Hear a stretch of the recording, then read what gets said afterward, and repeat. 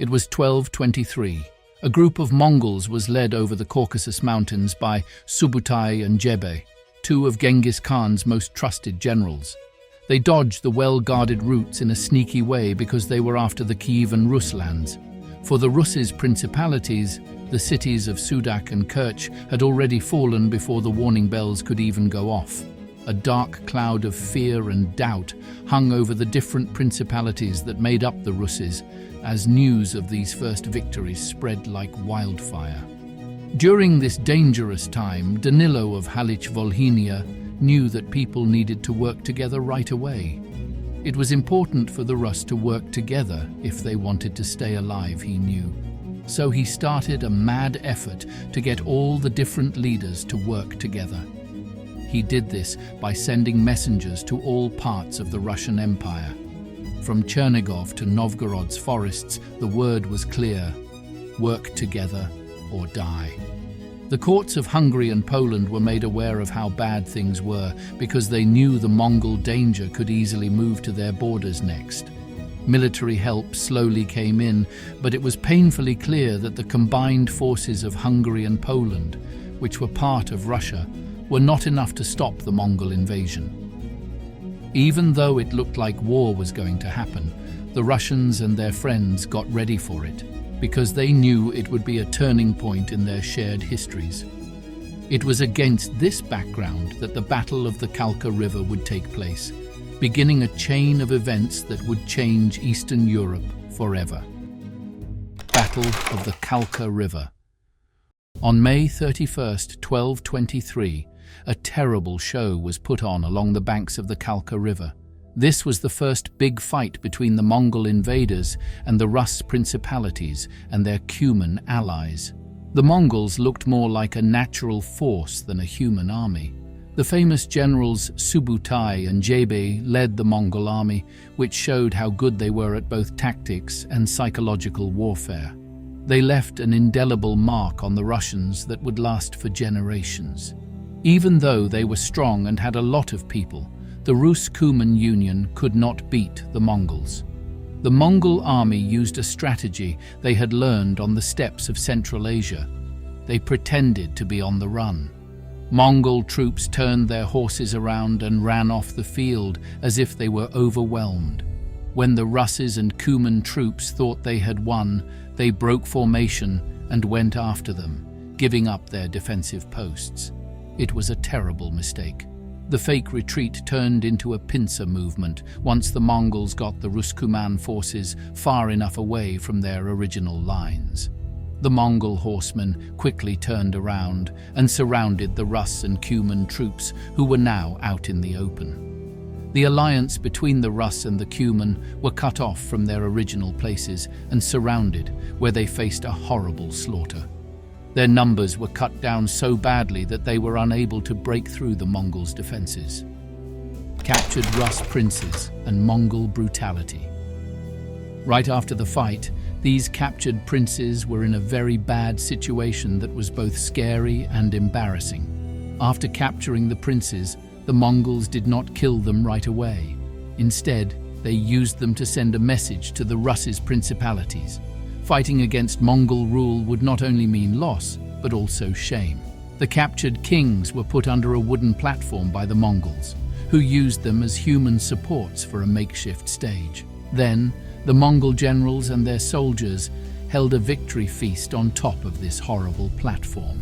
As they ate, drank, and enjoyed their victory, the Rus's princes below were slowly killed by the weight of the platform and its people. These noblemen were in terrible pain as they slowly died from being crushed.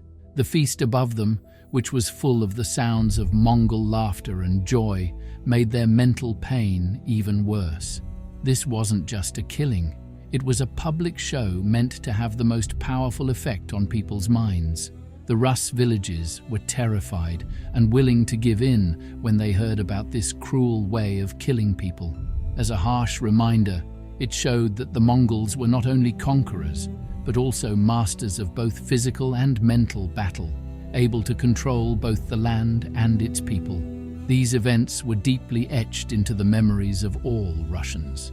For many years to come, The Mongols' brutality would stay in the hearts of both the Rus princes and their people, making any plans to fight them harder. As soon as the smoke from the fields along the Kalka River cleared, the Mongols moved on to the next part of their conquest, making the fallen Rus principalities pay tribute and serve them as vassals. The survivors went back to their homes with heavy hearts, taking the weight of Mongol rule with them. The Mongols were realistic in how they built their empires, so they didn't always want to kill all of their enemies. To avoid this, they asked for tribute in the form of gold, grain, and troops to be sent to the Mongol heartland. Under Mongol rule, obedience meant staying alive, even if it meant giving up power. There was no way to say no. To do so would be to invite destruction. Resistance and the sack of Kiev in 1240. Even though years had passed, the memory of the Mongols' brutality at the Kalka River stayed clear. Batu Khan, who was Genghis Khan's grandson, set his sights on Kiev in 1240. He thought it was the most beautiful city in the Urals. Kiev, a city with a lot of history and culture, didn't want to bend the knee. The city, led by Dmitro, chose to fight back.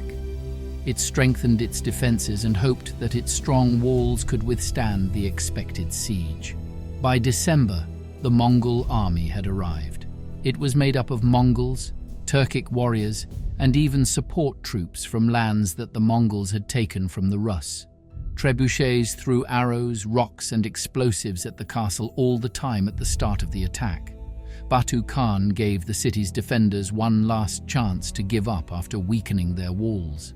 The people of Kiev said no, maybe because they were still hoping or too proud. Batu Khan then gave the order for the full attack. On top of the city walls were rolled up mangonels, trebuchets, and movable towers. The Mongols hired Chinese siege engineers to take down the walls one block at a time. These engineers had learned their trade during the Mongol invasions in Asia. The people defending Kiev fought bravely and repelled several initial attacks. But the Mongol machines wouldn't give up.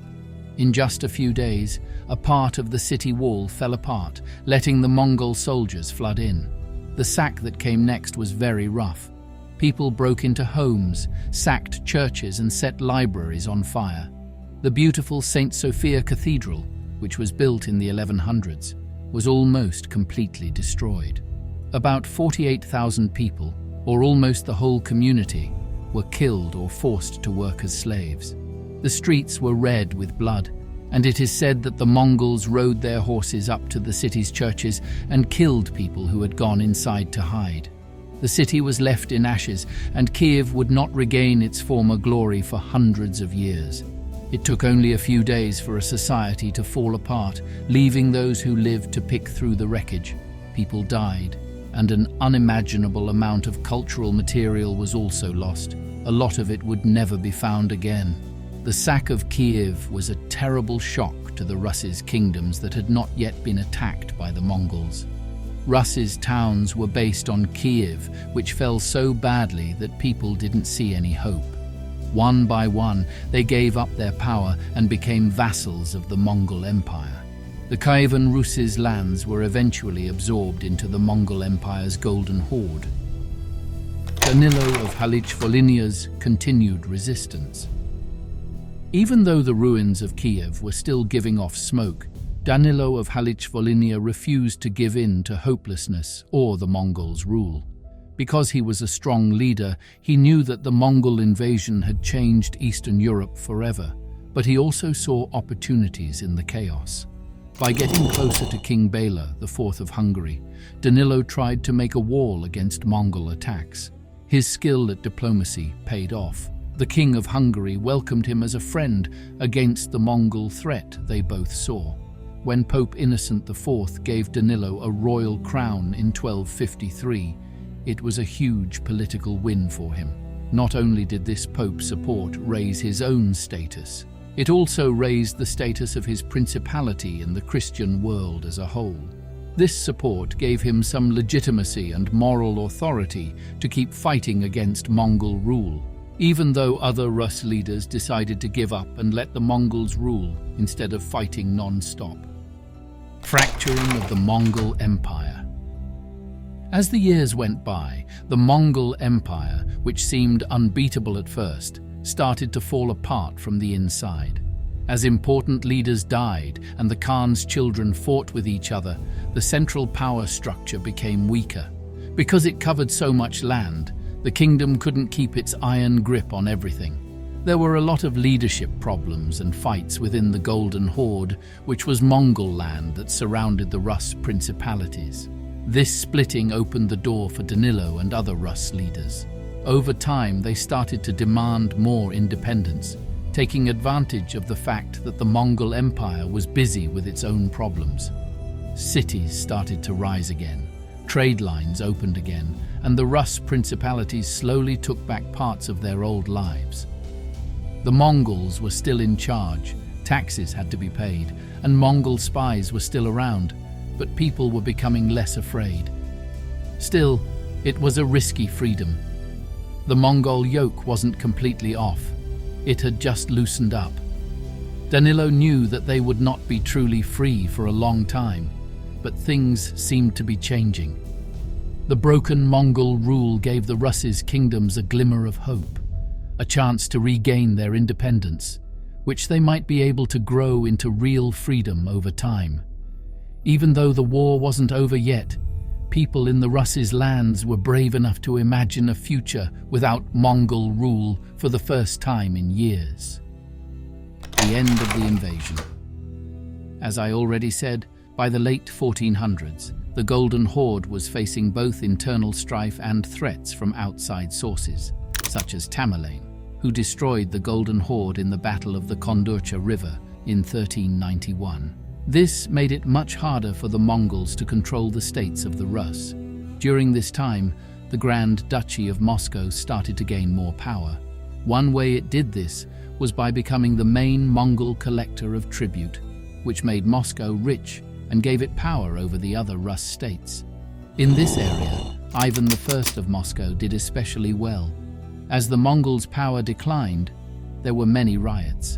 In 1380, the Battle of Kulikovo was one of the most important events. It was a big win for Russian troops led by Dmitry Donskoy of Moscow over the Mongol Golden Horde. The battle showed the Mongols that they could be defeated and showed the Russes what they could achieve by working together and refusing to give up. It did not end Mongol power right away, but it was a turning point. In the 15th century, the Crimean Khanate, which was a successor state to the Golden Horde, became a vassal of the Ottoman Empire. At the same time, the Grand Duchy of Moscow grew and organized its power, which was the last blow to Mongol rule. The Mongols and the Russians met at the Ugra River in 1480, but neither side fought. The Mongols then fled, and Moscow claimed win automatically. For many, this was the end of Mongol rule over Russia. It is also known as the Great Stand on the Ugra River. It's important to remember that the fall of Mongol rule wasn't just due to military problems. It was also caused by changes in population, the economy, and the way Russian states' cultures and governments developed. We hope you liked this video. Watch another video here.